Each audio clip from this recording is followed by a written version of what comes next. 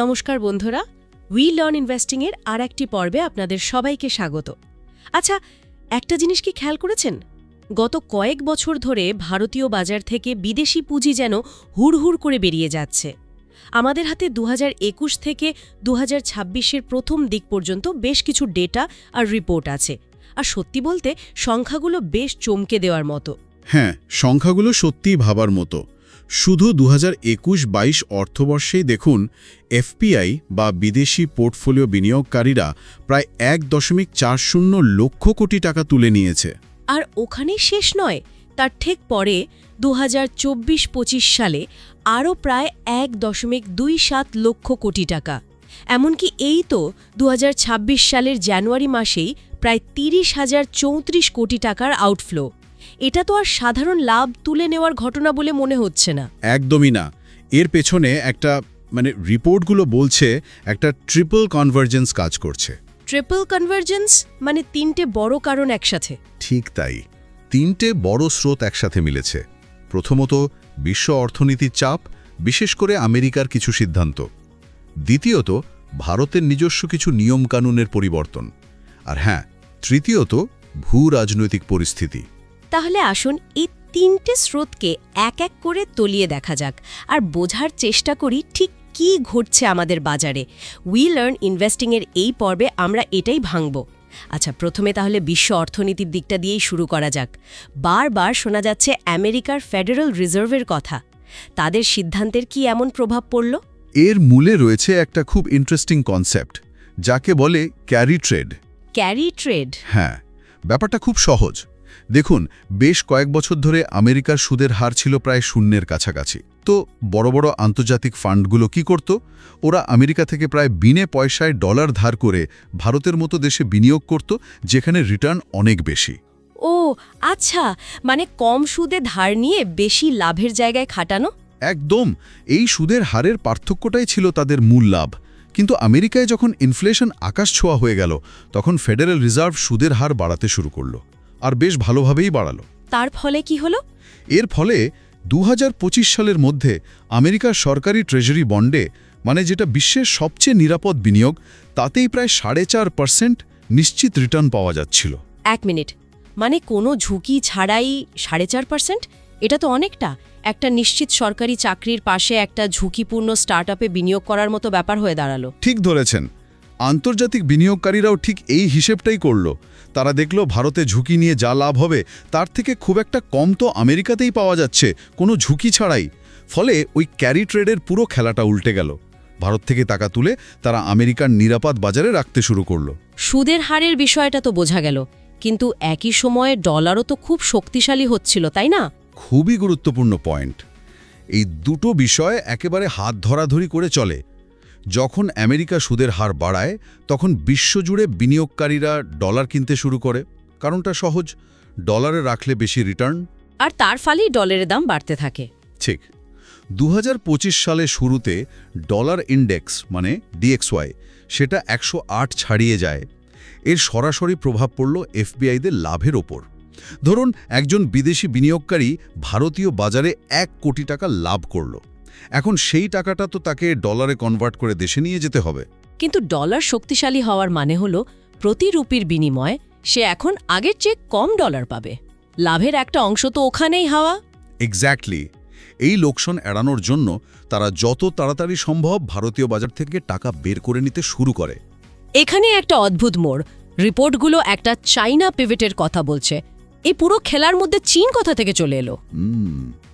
এটা একটা খুব ইন্টারেস্টিং ডায়নামিক। দেখুন, ঠিক যে সময়ে এই ঘটনাগুলো ঘটছে, তখন ভারতীয় শেয়ার বাজার ভ্যালুয়েশনের দিক থেকে বেশ দামি। আমাদের বাজারের পি রেশিও তখন প্রায় 22-23-এর কাছাকাছি। মানে শেয়ারের দাম বেশ চড়া। হ্যাঁ, আর অন্যদিকে চীনের বাজার তখন ওদের অভ্যন্তরীণ নানা কারণে, যেমন ধরুন রিয়েল এস্টেট সংকট বা সরকারের নানা কড়াকড়ি, এগুলোর জন্য বেশ সস্তা হয়ে পড়েছিল। চীনের পি রেশিও ছিল 9-10-এর কাছাকাছি। বিরাট পার্থক্য তো। ঠিক সেই সময়ে 2025 সালের শেষের দিকে চীন তাদের অর্থনীতিকে চাঙ্গা করতে একটা বিশাল স্টিমুলাস প্যাকেজ ঘোষণা করে। আন্তর্জাতিক ফান্ড ম্যানেজারদের কাছে এটা একটা সোনায় সোহাগার সুযোগ ছিল। আর সেই সুযোগটা নেওয়ার জন্য তাদের হাতে নগদ টাকা দরকার ছিল। একদম। আর সেই নগদ টাকা জোগাড় করার জন্য তারা ভারতকে বেছে নিল। যেহেতু ভারতীয় বাজারে তাদের বিনিয়োগ লাভে ছিল আর বাজারটাও লিকুইড, মানে সহজে শেয়ার বেচা যায়। তারা এখান থেকে লাভ তুলে নিল। তার মানে ভারত তাদের কাছে একটা এটিএম। পারফেক্ট। ভারত তাদের কাছে একটা সুবিধাজনক ক্যাশ কাউন্টার হয়ে উঠেছিল। সেখান থেকে টাকা তুলে তারা চীনের সস্তা বাজারে বিনিয়োগ করতে চলে গেল। তার মানে বিশ্ব পরিস্থিতি তো বিদেশি পুঁজিকে বাইরে ঠেলে দিচ্ছিলই, কিন্তু ভারত কি নিজের দিক থেকে এমন কিছু করেছিল যা এই বেরিয়ে যাওয়াকে আরও সহজ করে দেয়? মানে আমাদের অভ্যন্তরীণ নীতি। হ্যাঁ, এখানে ভারতের কিছু নীতিও অনুঘটকের কাজ করেছে। যেমন ধরুন 2024 সালের বাজেটে ক্যাপিটাল গেইনস ট্যাক্স বাড়ানো হয়। শর্ট টার্ম ক্যাপিটাল গেইনস বা STCG ট্যাক্স 15% থেকে বাড়িয়ে 20% করা হলো। আর লং টার্ম ক্যাপিটাল গেইনস বা LTCG ট্যাক্স 10% থেকে বাড়িয়ে 12.5% করা হলো। এটা সরাসরি বিদেশি বিনিয়োগকারীদের লাভের উপর প্রভাব ফেলল। কিন্তু ট্যাক্স বাড়ানো তো সরকারের রাজস্ব বাড়ানোর জন্য একটা সাধারণ পদক্ষেপ। এতে তারা এতটা বিচলিত হলো কেন? বিচলিত হওয়ার কারণ আছে। অন্যদিকে আমেরিকায় ঝুঁকিহীন রিটার্ন বাড়ছে, আর অন্যদিকে ভারতে ঝুঁকি নেওয়ার পর যে লাভটা হচ্ছে তার উপর করের বোঝাও বাড়ছে। দুটো মিলিয়ে ভারতের বাজার তাদের কাছে কম আকর্ষণীয় হয়ে গেল। আর সেবির একটা নতুন নিয়মের কথাও তো বেশ শোনা যাচ্ছিল, ওই লুক থ্রু ডিসক্লোজার নর্মস। হ্যাঁ, ওটা একটা বড় কারণ ছিল। 2023 সালের আগস্টে সেবি কিছু এফপিআইকে তাদের চূড়ান্ত বিনিয়োগকারীর পরিচয় প্রকাশ করতে বলে। মানে ফান্ডের পেছনে আসলে কোন ব্যক্তি বা গোষ্ঠীর টাকা আছে সেটা জানাতে হবে। কিন্তু এতে সমস্যাটা কোথায়?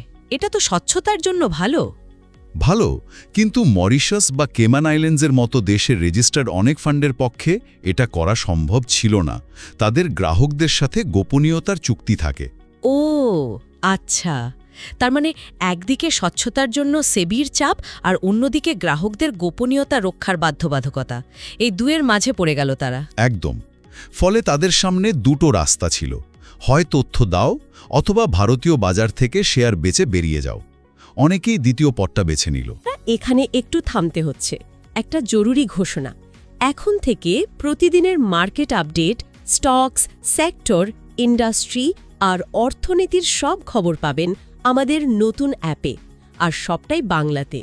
আর্টিকেল আর পডকাস্ট অবশ্যই ভিজিট করুন WeLearnInvesting.com।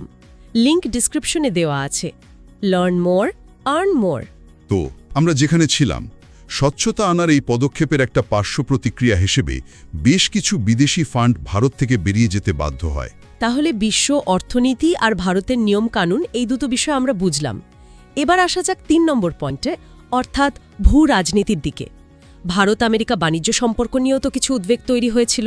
হ্যাঁ, 2025 সাল নাগাদ আমেরিকার তরফ থেকে কিছু ভারতীয় রপ্তানি পণ্যের উপর প্রায় 50% পর্যন্ত শুল্ক বা ট্যারিফ বসানোর একটা হুমকির খবর আসে। যদিও সেটা কার্যকর হয়নি, কিন্তু খবরটাই যথেষ্ট ছিল। ঠিক, খবরটাই বাজার একটা আতঙ্ক তৈরি করে দেয়। এমনিতেই বিনিয়োগকারীরা সুদের হার আর ট্যাক্স নিয়ে অস্বস্তিতে ছিল, তার উপরে নতুন ঝুঁকি তারা নিতে চায়নি। আর এর সবচেয়ে বড় ধাক্কাটা কোন সেক্টরের ওপর পড়েছিল? ভারতের রপ্তানি নির্ভর সেক্টরগুলো, যেমন ফার্মা, টেক্সটাইল, আইটি। বিনিয়োগকারীরা ভয় পেয়ে যায় যে ভবিষ্যতে যদি এই শুল্ক সত্যি বসে তাহলে এই সব সেক্টরের লাভ কমে যাবে। তাই তারা ঝুঁকি না নিয়ে আগেভাগেই শেয়ার বিক্রি করতে শুরু করে। একেই অর্থনীতিতে বলে জিওপলিটিক্যাল রিস্ক প্রিমিয়াম। সেই মুহূর্তে তারা কোনো অতিরিক্ত ঝুঁকি নিতে রাজি ছিল না। এই আউটফ্লো তো শুধু শেয়ার বাজারেই সীমাবদ্ধ ছিল না। রিপোর্টগুলো বলছে স্টার্টআপের জগতেও একটা বিরাট পরিবর্তন আসছিল, যাকে বলা হচ্ছে ফান্ডিং উইন্টার। একদম। পাবলিক মার্কেটের থেকেও সংকটটা প্রাইভেট মার্কেটে, মানে ভেঞ্চার ক্যাপিটালের জগতে আরও তীব্র ছিল। 2025 সালে ভারতীয় স্টার্টআপগুলো মাত্র $10.5 বিলিয়ন ফান্ডিং পায়, যেটা আগের বছরের থেকে প্রায় 17% কম। হ্যাঁ, আর এর ফলে গ্রোথ অ্যাট অল কস্টসের যুগটা, মানে যে কোনো মূল্যে ব্যবসার বৃদ্ধি ঘটানোর ধারণাটা কার্যত শেষ হয়ে যায়। আগে তো ভেঞ্চার ক্যাপিটালিস্টরা শুধু দেখত কোম্পানির গ্রোথ কত হচ্ছে, কতজন নতুন গ্রাহক আসছে, লাভ হচ্ছে কি না তা নিয়ে মাথা ঘামাতো না। ঠিক, কিন্তু সুদের হার বেড়ে যাওয়ার পর বিনিয়োগের টাকাটা দামি হয়ে গেল। তখন বিনিয়োগকারীরা এমন ব্যবসায় টাকা ঢালতে চাইল যাদের লাভের রাস্তাটা খুব পরিষ্কার, যাদের ব্যবসায়িক মডেলে লাভজনক হওয়ার কোনো স্পষ্ট দিশা ছিল না, তাদের ফান্ডিং পাওয়া প্রায় অসম্ভব হয়ে দাঁড়ালো। এর কোনো বড় উদাহরণ আছে যা এই পরিবর্তনের তীব্রতাটা বোঝাতে পারে? একটা খুব বড় উদাহরণ হলো ফার্মাজি। একসময় এই স্টার্টআপটির ভ্যালুয়েশন ছিল $5.6 বিলিয়ন। অমছনান। কিন্তু ফান্ডিংয়ের অভাবে তাদের ভ্যালুয়েশন 90%-এর বেশি কমে গিয়ে প্রায় $458 মিলিয়ন এসে দাঁড়ায়। এটা পুরো স্টার্টআপ ইকোসিস্টেমের জন্য একটা সতর্ক বার্তা ছিল। আচ্ছা, উই লার্ন ইনভেস্টিংয়ের মাধ্যমে আমরা সবসময় নতুন কিছু শিখতে পারি, আর আজকের আলোচনাটা সত্যি চোখ খুলে দেওয়ার মতো। এত কিছু নেতিবাচক দিকের পর একটা প্রশ্ন মাথায় আসছে, এত লক্ষ কোটি টাকার বিদেশি পুঁজি বেরিয়ে যাওয়ার পরেও ভারতীয় শেয়ার বাজার পুরোপুরি ভেঙে পড়ল না কেন? মানে সেন্সেক্স বা নিফটি তো একেবারে ধসে যায়নি। এটা এই পুরো গল্পের সবচেয়ে গুরুত্বপূর্ণ এবং আশার দিক, আর এটাই ভারতীয় বাজারের একটা কাঠামোগত পরিবর্তনের দিকে ইঙ্গিত করে। কারণটা কি? মূল কারণ হল ডোমেস্টিক ইনস্টিটিউশনাল ইনভেস্টর বা ডিআইআইদের উত্থান, মানে আমাদের দেশের মিউচুয়াল ফান্ড, ইন্স্যুরেন্স কোম্পানিগুলো। আর তাদের শক্তির উৎস তো আমাদের মতো সাধারণ খুচরো বিনিয়োগকারীরা, তাই না? একদম। এর পেছনে আসল শক্তি হল সাধারণ মানুষের এসআইপি বা সিস্টেম্যাটিক ইনভেস্টমেন্ট প্ল্যানের মাধ্যমে করা বিনিয়োগ। ভারতীয়দের মধ্যে আর্থিক সচেতনতা বাড়ার ফলে মিউচুয়াল ফান্ডে বিনিয়োগের পরিমাণ লাগাতার বাড়ছে। ডিসেম্বর 2025-এ মাসিক এসআইপি বিনিয়োগ 31,000 কোটি টাকার রেকর্ড ছুঁয়ে ফেলে। ভাবা যায়, এই বিপুল পরিমাণ টাকাই তো তাহলে কুশনের মতো কাজ করেছে। ঠিক তাই। দেশীয় বিনিয়োগকারীরা এই টাকার যোগান বিদেশিদের বিক্রি করা শেয়ারগুলো কিনে নিয়েছে, আর বাজারকে একটা বড় পতনের হাত থেকে বাঁচিয়েছে। এমনকি একটা ঐতিহাসিক ঘটনাও ঘটেছে। ইতিহাসে প্রথমবার নিফটির অনেক বড় কোম্পানিতে আমাদের দেশীয় প্রাতিষ্ঠানিক বিনিয়োগকারীদের শেয়ারের পরিমাণ বিদেশি বিনিয়োগকারীদের শেয়ারকে ছাড়িয়ে যায়। এটা তো সত্যি একটা বিরাট খবর। তার মানে আমরা বলতে পারি যে ভারতীয় বাজার এখন নিজের পায়ে দাঁড়াতে শিখছে। অবশ্যই, এটা ভারতীয় বাজারের পরিপক্কতার লক্ষণ। তবে এর মানে এই নয় যে বিদেশি টাকার কোনো প্রভাব নেই। শেয়ারের দাম ঠিক করতে তাদের ভূমিকা এখনও অনেক, কিন্তু বাজারকে একতরফাভাবে ফেলে দেওয়ার ক্ষমতা তাদের অনেকটাই কমে এসেছে। তাহলে আজ আমরা কি শিখলাম? পুরো আলোচনাটা যদি এক জায়গায় করি, তাহলে একদিকে আমেরিকার আকর্ষণীয় সুদের হার, চীনের সস্তা বাজার, আর অন্যদিকে ভারতের নতুন কর ব্যবস্থা আর সেবির নিয়মকানুন, এই সব মিলিয়ে একটা পারফেক্ট স্টর্ম তৈরি হয়েছিল, যা বিদেশি পুঁজিকে ঠেলে বার করে দিয়েছে। এর সাথে ভূ রাজনৈতিক ঝুঁকি একটা নতুন মাত্রা যোগ করেছিল। হ্যাঁ, কিন্তু আমার মতে সবচেয়ে বড় টেকঅ্যাওয়ে হল ভারতের নিজস্ব দেশীয় বিনিয়োগ ব্যবস্থার শক্তি বৃদ্ধি। ভারতীয় বাজার এখন আগের চেয়ে অনেক বেশি স্থিতিশীল। তাহলে লগ্নিকারীদের জন্য মূল বার্তাটা কি? বার্তাটা পরিষ্কার, সহজে টাকা বানানোর দিন সম্ভবত শেষ। এখন বিনিয়োগকারীদের অনেক বেশি গবেষণা করে কোম্পানির ফান্ডামেন্টালস দেখে বিনিয়োগ করতে হবে। উই লার্ন ইনভেস্টিং তো এই কাজে আপনাদের সাহায্য করে। এই আলোচনার শেষে একটা প্রশ্ন ভাবার জন্য থেকে যায়, যেহেতু দেশীয় বিনিয়োগকারীরাই এখন ভারতীয় বাজারের মূল চালিকা শক্তি হয়ে উঠছে, তাহলে কি বাজারের চরিত্রেও কোনো মৌলিক পরিবর্তন আসবে? আমরা কি আগামী দিনে বিশ্ব প্রবণতার চেয়ে ভারতের নিজস্ব অর্থনৈতিক বাস্তবতার ওপর বাজারের বেশি ওঠানামা দেখতে পাব? আর তা সাধারণ বিনিয়োগকারীদের জন্য কি নতুন সুযোগ বা ঝুঁকি তৈরি করতে পারে? এটা নিয়ে আপনারা অবশ্যই ভাববেন। আজকের মতো এখানেই শেষ করছি। তার আগে একটি বাধ্যতামূলক ঘোষণা। এই পডকাস্টটি শুধুমাত্র শিক্ষামূলক উদ্দেশ্যে তৈরি। আমি সেবি রেজিস্টার্ড অ্যাডভাইজার নই। নিজের গবেষণা না করে কোনো বিনিয়োগের সিদ্ধান্ত নেবেন না। প্রয়োজনে একজন রেজিস্টার্ড ফিনান্সিয়াল অ্যাডভাইজারের সাথে পরামর্শ করুন। আমাদের এই আলোচনা কেমন লাগলো তা কমেন্ট করে জানাতে ভুলবেন না। আর হ্যাঁ, চ্যানেলটি সাবস্ক্রাইব করুন এবং নোটিফিকেশন বেল প্রেস করুন, যাতে উই লার্ন ইনভেস্টিংয়ের কোনো পর্বই আপনার মিস না হয়। উই লার্ন ইনভেস্টিংয়ের পক্ষ থেকে আবার দেখা হবে। ভালো থাকবেন।